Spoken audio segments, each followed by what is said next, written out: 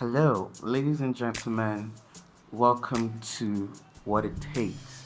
We're discussing what it takes to build a $1 million vision, the $1 billion vision, what it takes to be the kind of entrepreneur that you decide you want to be. And my guest today is someone very special. Is someone who has navigated from the banking halls to international diplomacy to the boardrooms of $1 billion visions. And somehow he still actually manages to find the time to stack up degrees like they are trophies. He has a lot more degrees than most people can ever imagine. But yes, and he still manages to handle family, personal relationships, and every other thing in between. He is an epitome of what it feels like, what it looks like to be an entrepreneur. And today, Dr. Elvis Abuyere will be talking to us about what it takes to build the kind of vision that you want. Welcome to the show. Thank you so much. It's a pleasure to have me here this morning. Welcome, thank you. So, for us to kick this thing off, one of the things that got me excited about talking with you is listening to your story, seeing you, hearing you talk about your story, what you've been through, and how you've gotten here. That's why I'm like, nah, we actually should speak. So it's something that is exciting. So I want you to just talk to us about who is Elvis. Wow. Always. So my name is Always El Abuyere. Yes. I'm founder and CEO of Skywise Group. Skywise Group have four subsidiaries. I was born into an average family. In fact, a military background. My dad used to be a soldier of blessed memory. My late mom used to be a petty trader of blessed memory. So I'm from family of six, where my siblings, my elder ones, who as for me as a person that's supposed to look up to them for guidance, for direction. But unfortunately, the environment we found ourselves, there was nobody to look up to because there's a saying that goes this way: among the poor, we were the poorest. So then, yeah, it was that really bad, and I happened to be second to the last. In fact, for me, my story is very, very something. Sometimes I ask myself, it's just like what happens in the Bible when it says, the rejected stone becomes a pillar, a cornerstone, and so on. So I look at my family background, look at my elder ones. We hardly have enough to feed. Watch my dad go to the office, sometimes go to war, come back after weeks and months, and look at my mom, go out, try to make all ends meet. Some go to farm. We have to farm for cassava. We have to farm for maize. We have to do all manners of things just to support the family and to also pay our school fees. But for me, my story started when I began to understand my family setting. How do I look at my elder ones, my elder sister, my elder brothers, who actually finished secondary school and none of them actually crossed to university.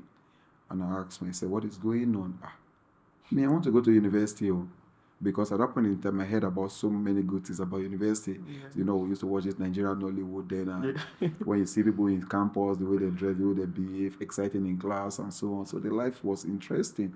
I said, no, I want to go to university. So I actually have that at the back of my mind. So, but yeah, there was I want to go to university, but I look at my other ones, none of them actually going to university. So I'm meaning to go to university. And to even worse the whole scenario, I couldn't even know how to spell my name.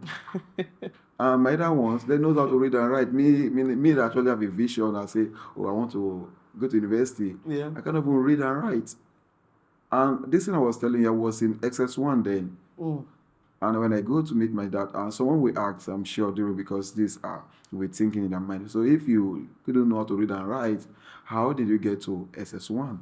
And I think for me, when God love a man, he just have a different path for that man. How I got to this, me, I don't know. But that thing I can tell for now is that there's something about happening. What I come to understand is that because it was a public school, so they push me, let my people go. Now when you're tired in class, thing, so yes. let me just push this person. But it became so strong for me to make up my mind when I was in SS1.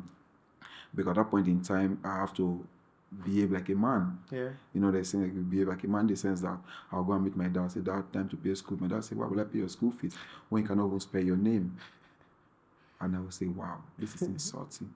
And my younger sister catch up with me in the same SS1, and she can read very well. So my dad will pay her school fees, me for where.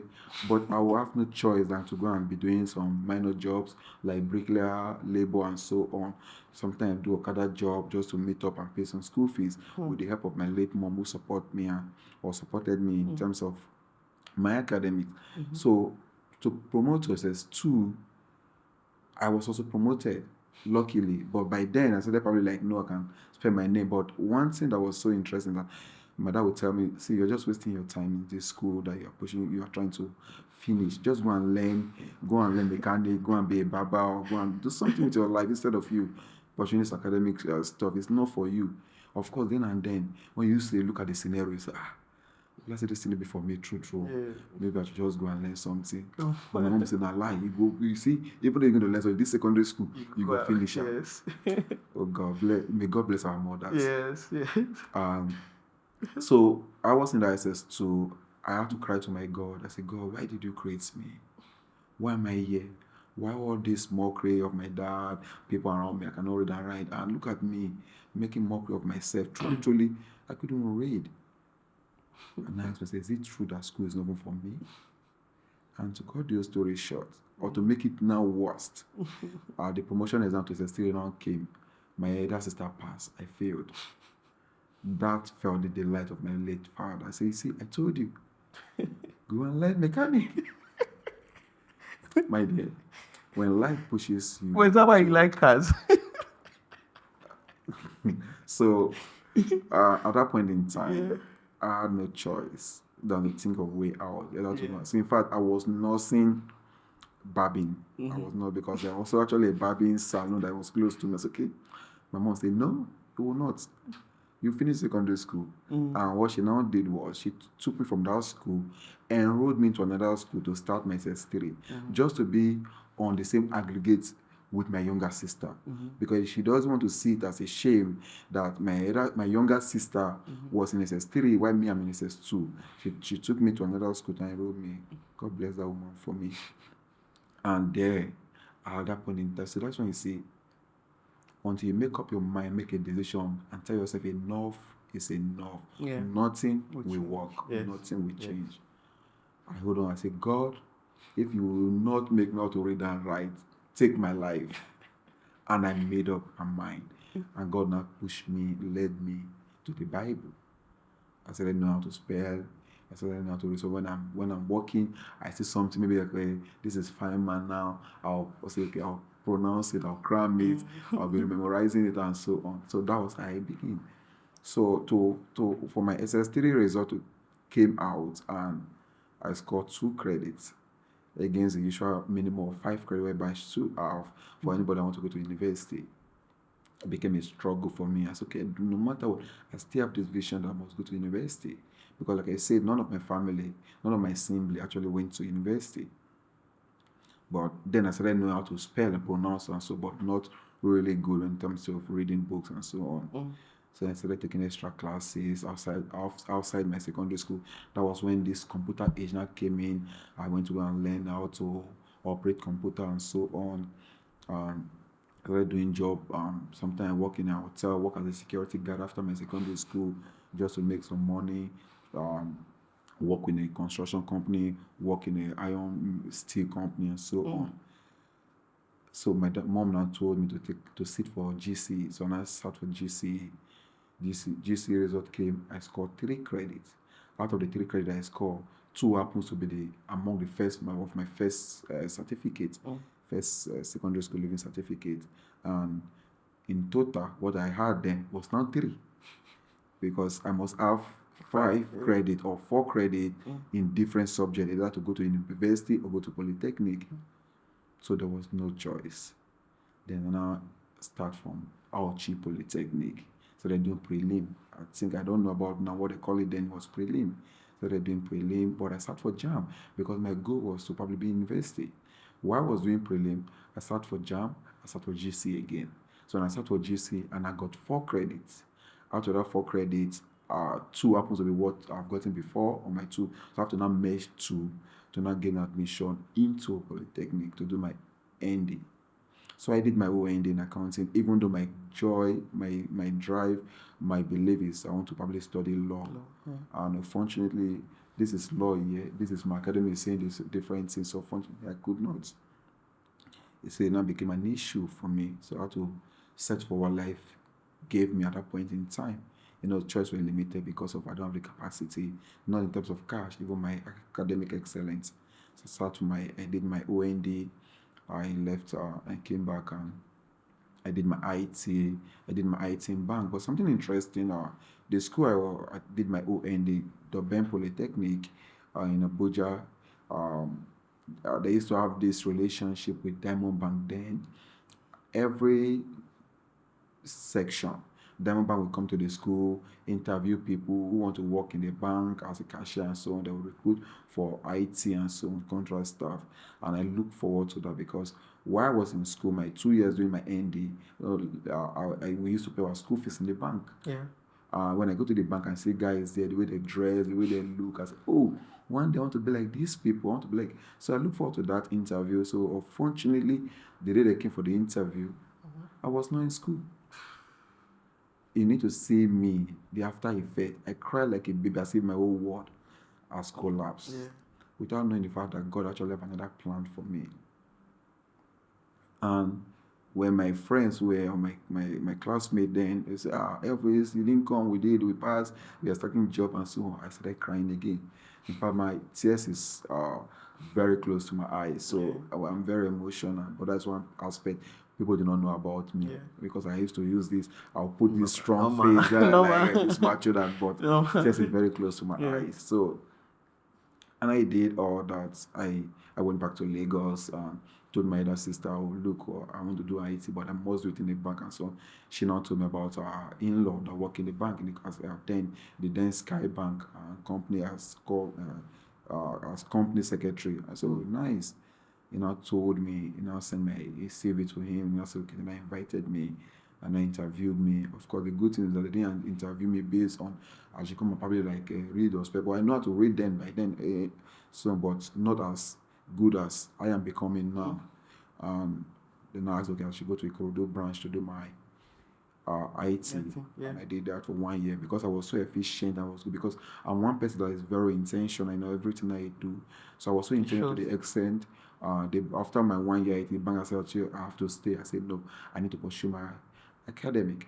Then, when I was in the bank, I gained admission to Unilag to study business administration, but part time. I was doing my part time. But I still have this hunger that Lagos is not for me. Even though I was born and bred in Lagos, Abuja is like my spirit, my being resonate with Abuja. And then I say, no, one day I just call my boss and say, I'm leaving. They say, why? I say, no, there's something that is not fulfilling about me being here in Lagos and so on. That was how I left, went back to my HND. And while I was even doing my HND in Abuja in Doben Polytechnic, I then enrolled again for my BSc because I want to be a graduate from university. And I enrolled in University of Abuja as part-time. I was doing HND, I was doing a BSc part-time. An opportunity now came that I heard that First Bank was recruiting. Then I applied. And when I applied, I got to Women Center Development. When I saw the people, this was 2009. When I saw the people that came for the interview, over 2,000 people, and I was told by privileged information that they only need 100 persons for the entirety of the interview. And then I say, obviously, if you need 100 persons, look at the people that are here. You don't even look like someone that qualified. And like I said to you, I was not that good academically then. And I said, well, some just say, you know what, don't waste your time. When you go for an interview, I mean, not even the aptitude test, sorry. People that will not start on time. Yeah. I was saying, wasting my time, let me just go home. At least if they're looking for 100%, among these 100 people here, they'll find among these 2,000 people plus, they'll find 100 people. I said, okay. Sometimes say, no, stay, you're already here. Why don't you just enter and do it? So time came, they now called us, we now went inside, they gave us our questions and so on. One of my classmates also applied, and he was sitting beside me. And when I was in school, because of my intentionality, my HND, they made me an assistant course rep.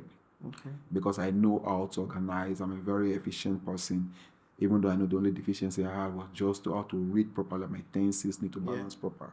And they made me a course rep. So while I was in the aptitude test writing, it was an objective question. I was writing, no, I was picking, not because I understand the question very well, because of course it's a quantitative techniques mixed up. So whatever I tick, if I tick A, my friend, my course mate will tick A. So because the reason he was doing that, because of course I was a assistant course rep. You know, we have this mindset in school that when somebody is a course rep, assistant course rep, we think that they know everything. Unfortunately, that is not true. It's not depending on how brilliant the people are, but it might be based on their character and efficiency. So the guy was sticking out. When I was taking, he's sticking also. At the end of the day, the result came because they brought a machine to mark instantly. They started calling people that pass. They called 60. They called 70. My name was not mentioned. I began to feel like, well, at the point, I was okay, at least I tried my best. Even though they didn't call me, I attended. We now go to 77. They now mentioned my It's name. interesting you remember the number. Yeah, it's 77. Yeah. And they called my name. I was so excited. So when they called my name, of course, I was expecting them to call my friend, my course mate, their name. They got to 80 something and they ended. They didn't call his name. They couldn't even get up to the 100 out of the 2,000 people plus that applied for the aptitude test. And then I begin to ask myself, why did they call this guy? If I pass, he should pass too. That was the first lesson I learned about life. That though we might be here, but our questions about life are not the same. So I didn't know that my questions and his questions are not the same. That my number one answer might be his number two answer. Yeah. And that was what they told me. So that was my first lesson when it comes to the corporate that I learned. That in life, you need to understand that you're on this world on your own to run your race, not another man's race. And that saying goes, as I say, over 7 billion people in the surface of the world, we have different fingerprints. Yes. And that was my first lesson. I give God the glory for that. So we now went to proceed for interview. Remember, I was doing my HND when this opportunity came. Yeah. So I asked for our credentials. And me, then I was in my finance, in my HND. I've not gotten my results. I only have my OND. That was what I used to apply.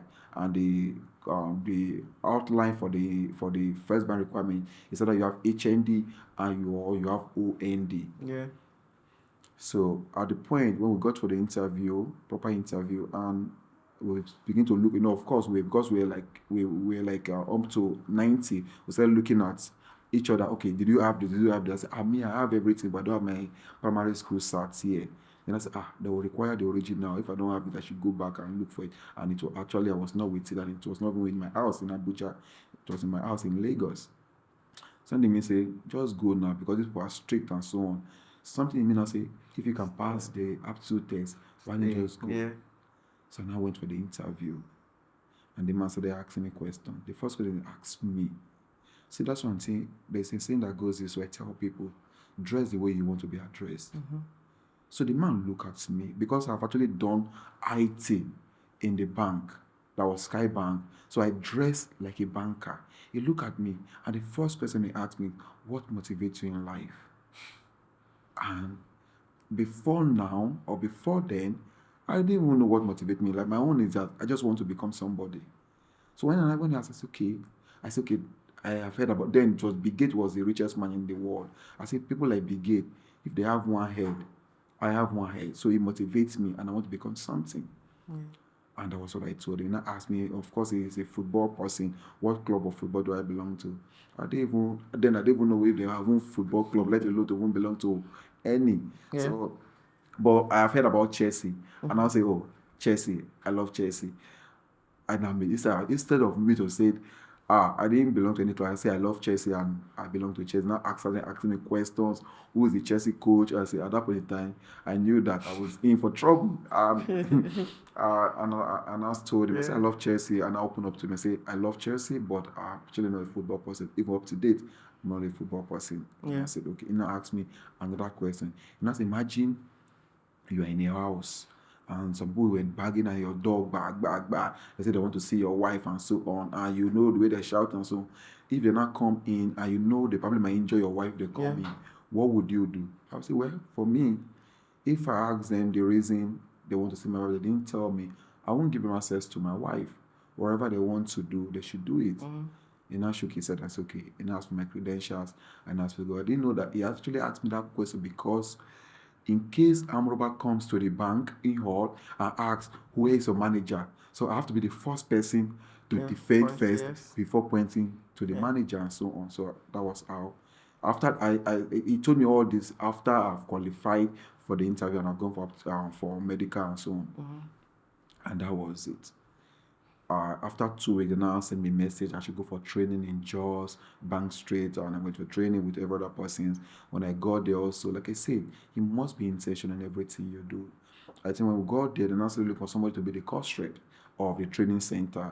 A lot of fingers pointed at me based on my look and my dress and so on. So I became the cost rep in the training center. Yeah. And that was what, outside my school, that was where my first leadership skills begins. At that point in time, even though I've never been to any course of leadership, I have no choice than to compare Step into it, myself yeah. to step into it and begin to learn how it works. And at the end of the day, after 2 to 4 weeks training, I was given an award that I led the class in a very excellently way. And I began to ask myself, where did I know all these things? Even up to date, when people ask me questions, what school did you go to, this, that, have you gone to advance? And say, no, it's not because of my intentionality and how I view life. So, and I was given an award, and then I said, okay, we should go. They will now post us for the various branch and so on. In my mind, they give me an award in the training, First Bank. I was thinking I will be the first person to be called to come and resume office. True or false, let's be honest about life. Yeah. But fortunately, they call everybody, they post everybody, they didn't post me. And I asked myself, I said, what is going on? I started calling every other person, Yeah. I'll call you. I say, Dave, where are you? He say, they have posted me. There's so branch. Call this person. They have posted everybody. What happened? What happened? Yeah. You are the cost rep. Yeah. In fact, while I left the training, after the training, I went to church and gave a testimony that I got in a job. And there was they have posted everybody, they didn't post. Didn't post you. It was done on me that something might be wrong somewhere. Yeah. And you can't actually call, because the training center, they don't have any relationship with what's it called? With the First Bank, Yes. because they are external consultant Yeah. and so on. Okay, they start to be patient. When I call the training, they start to be patient, they will call me. After they have called everybody like 2 weeks, they now called me. I should come for interview. Hey, I don't understand. Like, Another I one, did right? aptitude Yeah. test. I did an interview. Yeah. I did medical. I did training. I was Then- given the best. I was Why given another interview? Why another interview? Yeah. What? Yeah. Let me go and see. So I got there, and also one of my also classmates where we're in the training together. Then I said, okay, we're looking for someone to occupy this position in General Services Department, Yeah. Commercial House, as a chief protocol officer and so on. And my background has been banking, accounting. In my mind, I say, what's my business with a chief protocol officer and banking? Because it doesn't go in her, because I did accounting and also work in the Sky Bank as a cashier. What is my business? So they say, okay. And again, that this position, they invited 2 of us, me and one other guy, and they only need 1 person. I said, okay, good and fine. Me, I'm not that 1 person. Yeah. Maybe this person. They now told us the criteria. I said that 1 person must be someone who knows how to drive, who can speak Hausa, and who can navigate easily with life. I said, good and fine. I can navigate easily with life. Hausa, I can speak. Yeah. Driving, I can drive. But this other guy, he can drive, he can speak Hausa. If he can navigate about life, then and then, I didn't know what they called for an interview. So they did an interview, and asked us to go again. We did the interview, and then we left. So, Okay. sorry. So this is the story is plenty. Like, there are so many different pointers of gotten it. I mean, I like the question. That's why we talked about it. And I feel like I like the question. It's a loaded question because it's plenty. Your story is a lot. All the different things you've been through. There are plenty pointers I want to touch on so that people can pick up on those lessons. But we just have to look at these things intentionally. First thing you said that I picked up on was the fact that in that state when you had all these things going on, you didn't have anybody to look up to. What's the one thing that changed that said, okay, I have to be different? Okay, so I came to a true reality about life that if I don't make up my mind what I want from life, I might probably end up living another man's life. So then and then I made up my mind to become different. That's And okay. that is one. Two, I also have, when I make up my mind, self awareness and self knowing. It's different to know yourself, another thing to be self aware aware. of what you know. Yeah. So I know myself and I study my environment. I say, no, I want to make a difference in my life, not just for my family. So it And starts with you. it starts with me. Yeah. And that was how I made up my mind. And I have a clear vision, which I told you I want to go to university. And I became the only graduate among my assembly up to date. That's interesting. Now, another thing I want to ask about is like I like how we're touching certain points. There are a lot of similarities, people, stories that go through. You had the father who was giving you another vibe. You had the mother who was saying, okay, no, do this. How would you say that played a role in your overall outcome? Okay, so like I said, in that aspect, my dad was you just happens to be my dad.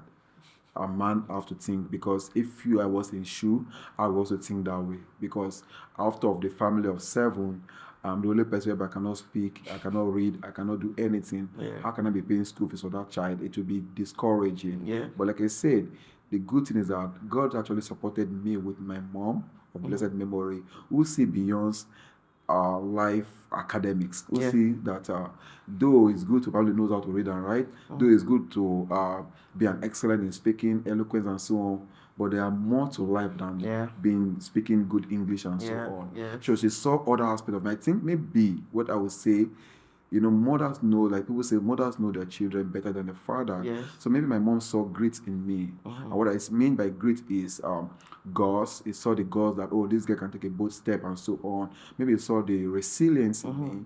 And maybe it saw also the intentionality. And it saw maybe, oh, this guy is tenacious. Yeah. Even though he cannot probably read and write. So with all this, with this grit, I feel that I can be able to support him. That's- If for me to set my own layer apart, just to make sure that he follow his passion, he follow Yeah. his vision and so Yeah. on. So Yeah. that grit for me was everything Yeah. that actually have become to who I am today. That's powerful. And the reason for that is like a lot of people don't understand the importance of having that one person that believes in you. Like Yeah. even moments where, because I mean it gets to a point where you doubt yourself. Of You course. question yourself like, okay, what's happening?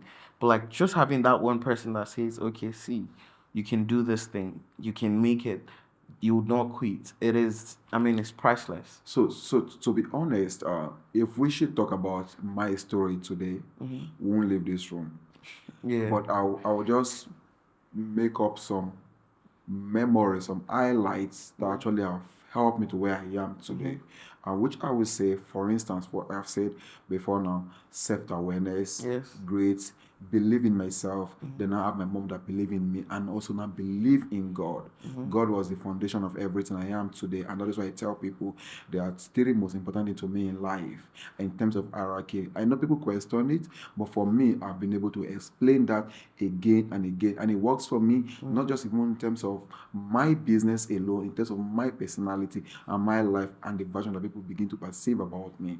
You shared a whole lot. Like your story is loaded. And the funny thing is, I know like it's not the end of it. There are a lot of things. The journey you've been through, a lot of different things you've gone through. One of the things I want to spotlight is like what it takes to be you. Yeah, in very like this is the resilience. I know you mentioned how intentional you are with these things. How okay through all these different seasons you focus on being intentional. Throughout this season you focus on flourishing through all of this front. But in a very simple way, how can you tell somebody what does it take? You want to summarize it for someone like what does it take? All right, so I've actually been telling my daughter all this you say, that's why I told her the thing principle of creating work. So what does it take to be me sacrifice? I tell my team, it takes sweat, it take in fact blood, or in blood in the sense that So you feel like you want to give up, you want to lose yourself just because you want to discover purpose and chase dreams. And all of this have actually been part of what it takes to me. But to be honest with you, it's a great G stand for goals and to have goals. I'll start for resilient. I'm a resilient person. You know, like I'm so resilient. I don't tell what was it? Oh, God, is this like not seeing challenges that no, I don't. That's why with my book from the challenges of life. And it take intentionality. I'm very intentional in all I do, both internally and externally, both my workspace. I'm very intentional and I am a very tenacious person. So it takes tenacity to be me. It takes sleepless nights. People ask me, oh, if you don't sleep, chat me at 2 a.m. I'm there. I sleep. I understand medical required 8 hours, but sometimes that's the way your body is being tuned and wired. You begin to sleep for like 4 or 5 hours. For me, it's enough. And that is why I sleep. So, and I tell people, sleep is not what you probably see while you closing your eyes. Sometimes I believe your eyes may be open while you sleep. Yes, you're right. So I take those things, sacrifices to be who I am, and I walk around the clock. So you can't say you want to build a global vision and probably be sleeping and be partying every now and then. And time for party will come, time for everything will come. But the most importantly, right, you must understand who you are, where you're going to, the circumstances and the challenges that you will face.